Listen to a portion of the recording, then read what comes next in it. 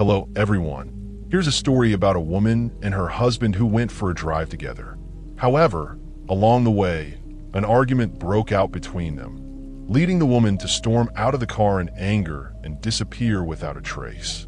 2 days later, the husband went to the local police station to report the incident, hoping the police could help find his missing wife. But as the investigation unfolded, the police began to realize that the case wasn't as straightforward as the man had claimed. The shuriken took place in Chiba Prefecture, Japan. Chiba is a province in the Kanto region and an important part of the Greater Tokyo area. In the northwest of Chiba lies the city of Kashiwa, home to a population of 410,000, making it the 5th largest city in the province. The main characters of our story are Yatani Michael, born in 1988, and her husband, Yatani Takahito. Michael was a lively and intelligent woman. After graduating from the University of Tokyo in 2010 at the age of 22, she started working at the Chiba Industrial Bank in Kashiwa. It was there that she met Takahito, a man 6 years her senior. During their time working together, Takahito took great care of her, and over time, their relationship blossomed into love. In February 2012, the couple tied the knot. They settled down in the Nakayoshi district in central Kashiwa and began their new life together. 5 years into their marriage, Michael gave birth to a daughter. To better care for her child, she quit her job at the bank and became a full-time housewife. In the days that followed, their relationship seemed to grow even sweeter. Michael would occasionally post everyday moments on Facebook, and to friends and family, their marriage appeared to be a happy one. But was that truly the case? Why did she suddenly vanish without a reason? And what really happened that day? Let's rewind time to March 6th, 2018. On March 6th, 2018, a Tuesday, a man walked into the Kashiwa police station in Chiba Prefecture, visibly anxious. His name was Yatani Takahito, a 36-year-old employee at a local bank. He told the police that his wife, Michael, had gone missing 2 days earlier. He explained that he had tried everything to find her, but to no avail, and he pleaded for their help. After hearing his story, the police asked him to recount the details of her disappearance. Takahito said that 2 days prior, he and Michael had driven to a nearby city, about 6.5 kilometers from Kashiwa, to visit their niece. On the way back, they got into an argument, which led Michael to angrily get out of the car and head toward a nearby convenience store. At the time, he assumed she had gone to buy something to cool off and would return soon. He waited for an hour, but she never came back. Thinking she might have gone somewhere to unwind and avoid further tension, he drove home alone to Kashiwa. 2 days passed, and not only did she not return, but he couldn't reach her despite his efforts. Worried that she might have been in an accident, he decided to report her missing. He added that they had a 1-year-old daughter waiting for her mother at home, urging the police to find her as soon as possible. After hearing his statement, the police immediately launched an investigation. The next morning, the police visited the convenience store Takahito had mentioned to gather more information. They showed Michael's photo to the staff and asked if they had seen her come in to buy anything on March 4th. Every employee confirmed they hadn't seen her that day. To verify further, the police collected surveillance footage from the store and the surrounding streets. After carefully reviewing the tapes, they confirmed that a car had indeed been parked near the store for an unusually long time on March 4th. Strangely, no one was seen exiting the vehicle. The store's footage also showed that Michael never entered the shop that day. Yet Takahito insisted she had gone inside. This contradiction left the police baffled. Could she have simply vanished into thin air? That seemed impossible. Doubts began to creep in about the husband's account. Meanwhile, Takahito and his family appeared deeply concerned about Michael's disappearance. They printed a large number of missing person flyers. The flyers described Michael as a 30-year-old woman, between 1.50 and 1.55 meters tall, with a slim build and long black hair. They included her photo, the location where she was last seen, and a detailed description of the clothes she was wearing at the time. At the bottom, Takahito's email address was listed. The family distributed these flyers to passers-by at major train stations, shopping centers, and busy streets. On the surface, This seemed like a normal response to a loved one's disappearance. However, the police noticed something odd. Typically, missing person flyers include phone numbers for family members or the police to facilitate quick contact if clues arise. Yet this flyer only provided Takahito's email address, no other contact information. Suspicion began to mount around Takahito. Could Michael's disappearance be tied to him? On March 9th, 5 days after Michael went missing, the police visited the couple's apartment on the 10th floor of a residential building to search for clues. Inside, they were stunned by what they found, or rather, what they didn't find. The apartment was spotless. The floors were flawless, the furniture pristine, without a speck of dust. Even the kitchen showed no traces of oil or use. The police attempted to collect fingerprints from areas where they're commonly left, but they discovered the entire place had been thoroughly cleaned. No prints could be found. Takahito offered an explanation. His wife, Michael, had an extreme obsession with cleanliness.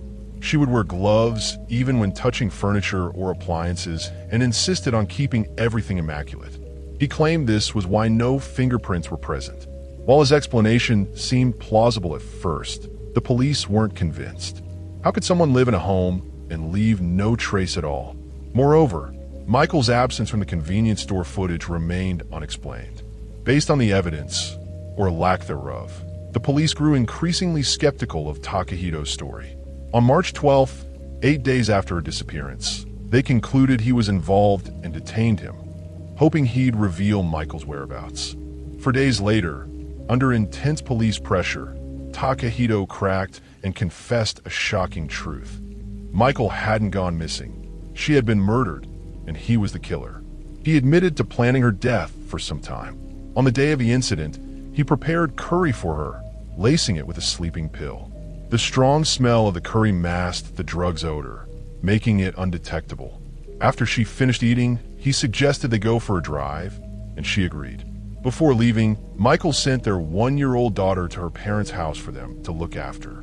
On the road, Michael fell asleep, likely due to the sleeping pill taking effect. It was around 3 p.m. when Takahito drove to a secluded area.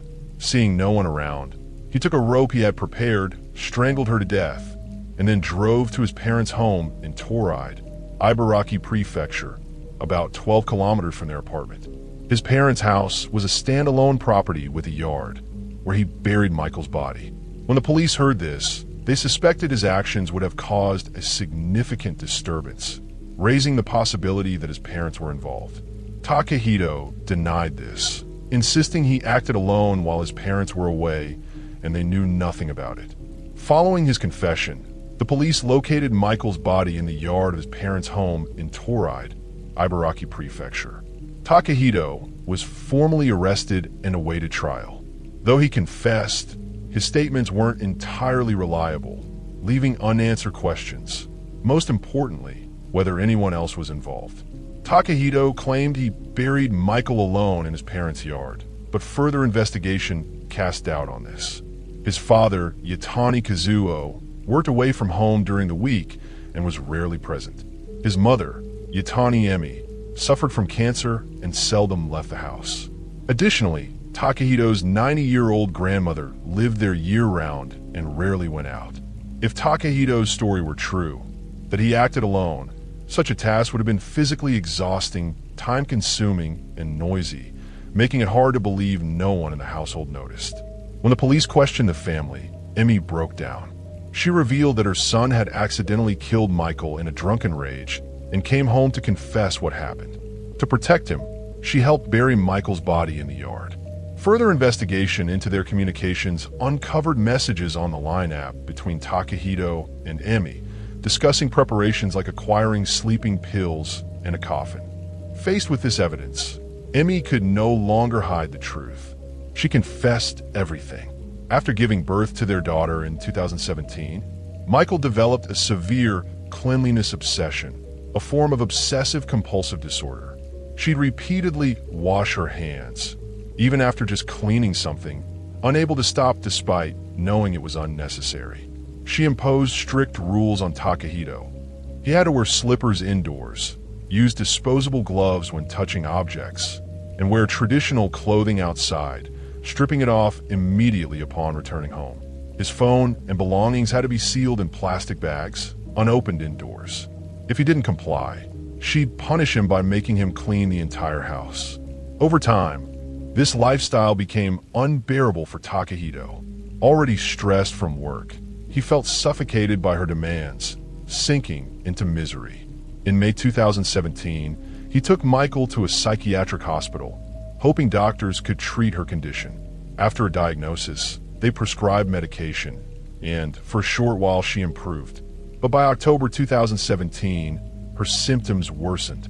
She grew irritable, snapping at their daughter to eat faster during feedings and calling Takahito at work, saying, "I'm fed up just looking at her. Come home now, or I don't know what I'll do to her." Terrified, he'd leave work early to rush home, living in constant fear. He wanted to take her back to the hospital, but Michael refused, and her condition deteriorated further.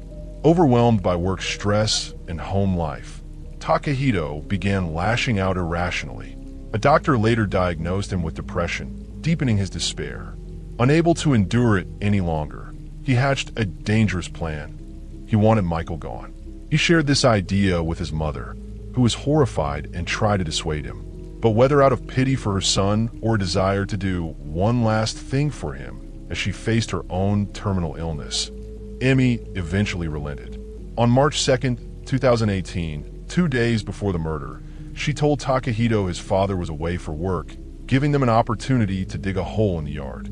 He rushed home, and together they prepared the burial site, covering it with random items. 2 days later, after killing Michael, he buried her there as planned. On March 6th, he reported her missing to the police, printing and distributing flyers to maintain the illusion of a desperate search.